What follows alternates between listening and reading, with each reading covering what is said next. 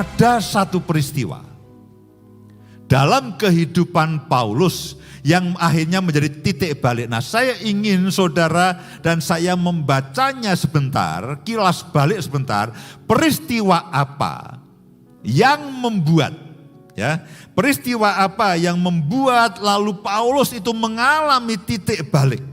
Mari lihat sama-sama di dalam Kisah Para Rasul pasal yang ke-9. Pada waktu itu Paulus masih bernama Saulus. Dia seorang ahli Taurat, dia seorang Farisi, dan dia menolak jalan Tuhan, dia menolak orang-orang percaya, lalu bahkan dia menganiaya orang-orang percaya, termasuk Stefanus, dibunuh itu atas persetujuan dia. Nah, pada waktu itu dia dalam perjalanan ke Damsyik, ayat yang pertama. Supaya saudara mengerti, memahami apa itu penyataan, bukan sekedar pernyataan. Sementara itu berkobar-kobar hati Saulus untuk mengancam dan membunuh murid-murid Tuhan. Ia menghadap imam besar dan meminta surat kuasa daripadanya untuk dibawa kepada majelis-majelis Yahudi di Damsyik. Supaya jika ia menemukan laki-laki atau perempuan yang mengikuti jalan Tuhan, ia menangkap mereka dan membawa mereka ke Yerusalem. Dalam perjalanannya ke Damsyik, ketika ia sudah dekat kota itu, tiba-tiba cahaya memancar dari langit mengelilingi dia. Ia rebah ke tanah dan kedengaranlah olehnya suatu suara yang berkata kepadanya, "Saulus, Saulus, mengapakah engkau menganiaya aku?" Jawab Saulus, "Siapakah engkau Tuhan?" Katanya, "Akulah Yesus yang kau aniaya itu. Tetapi bangunlah dan pergilah ke dalam kota, di sana akan dikatakan kepadamu apa yang harus kau perbuat," dan seterusnya, dan seterusnya, dan seterusnya, dan seterusnya. Ini merupakan titik balik perjumpaan Saulus pada waktu itu, namanya masih Saulus, belum Paulus. Ketika dia berjumpa dengan Yesus, dia tidak hanya mendengar Yesus dari orang lain. Saudaraku, mungkin saya dan saudara tidak mengalami penglihatan suara yang real seperti yang dialami oleh Saulus. Tidak semua orang mengalami seperti itu. Saya termasuk yang tidak. Saya termasuk yang mendengarkan firman yang disampaikan dan diajarkan oleh para hamba Tuhan. Tapi saudara dan saya harus tahu, Roh Kudus tidak berhenti di situ. Roh Kudus akan terus berhenti dan mewahyukannya kepada saudara, menanamnya dalam kehidupan saudara dan saya, lalu menjadi sebuah kenyataan. Ketika saya mendengarkan firman mengenai keselamatan itu, lalu Roh Kudus terus bekerja, terus berbicara, lalu mendorong saya untuk mengalami keselamatan itu. Lalu saya memutuskan diri untuk menjadi percaya dan dibaptis. Dari mendengar, lalu mengalami. Itulah penyataan. Bukan hanya sekedar mendengar. Oh ya tahu. Aku paham. Ya tahu. Ya sudah tahu saja. Bukan itu target kita. Bukan hanya kalau sekedar saudara membaca, "Oh saya ini membaca Alkitab hobi Pak." Ini bukan masalah hobi. Saya keranjingan membaca Alkitab bagus daripada keranjingan baca komik. Tapi bukan keranjingan itu berhenti lalu cukup. Saudara harus mengalami, dan bagaimana kita mengalaminya, Roh Kudus akan menolong saya dan saudara untuk mengalami akan firman itu dari hari ke hari. Dan itulah yang membuat akhirnya Saulus itu berubah total. Dari seorang penganiaya jemaat menjadi orang yang melayani jemaat. Dari seorang yang menganiaya Yesus, akhirnya dia menjadi orang yang melayani Yesus.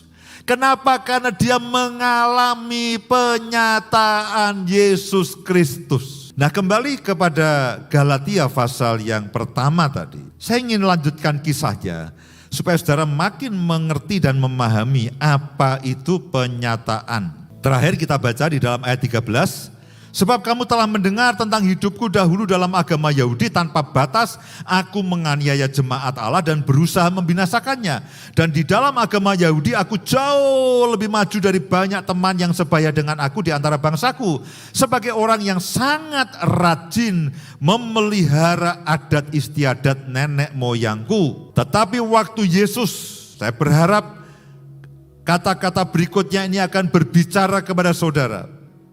Karena ini lalu Paulus bicara mengenai pengalaman hidupnya. "Tetapi waktu Yesus yang telah memilih aku sejak kandungan ibuku dan memanggil aku oleh kasih karunia-Nya, berkenan menyatakan anaknya di dalam aku. Saudara akan mengalami Yesus. Saudara bukan hanya sekedar mendengar.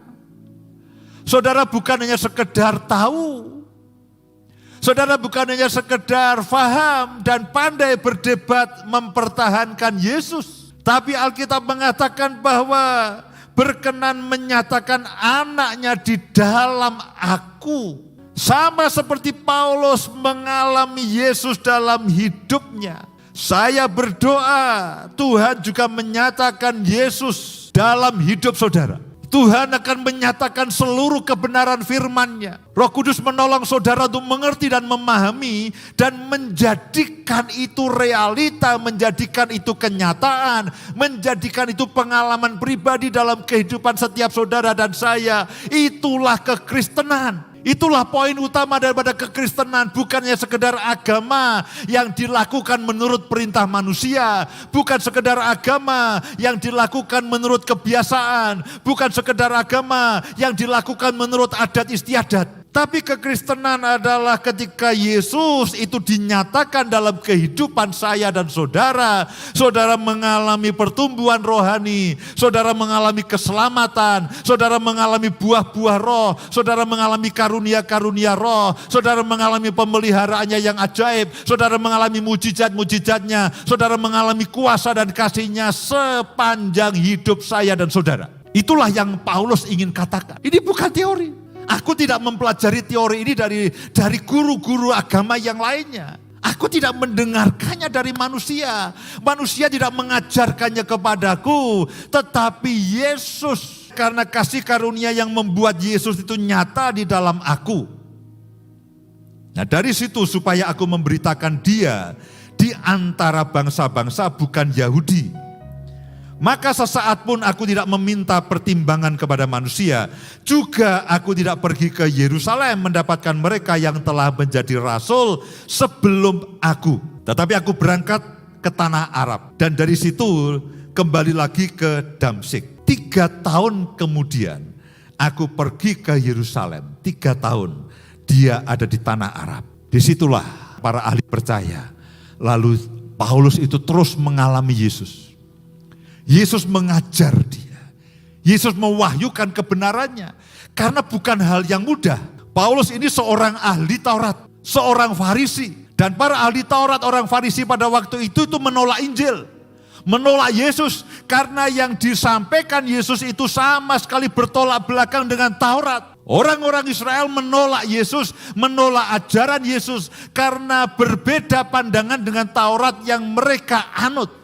Paulus itu mendapatkan penyataan Yesus dan sejak itu dia mengalami Yesus itu dalam kehidupan sehari-hari. Ini yang saya doakan sehingga saya dan saudara itu setiap hari itu mengalami kenyataan daripada Yesus itu sendiri.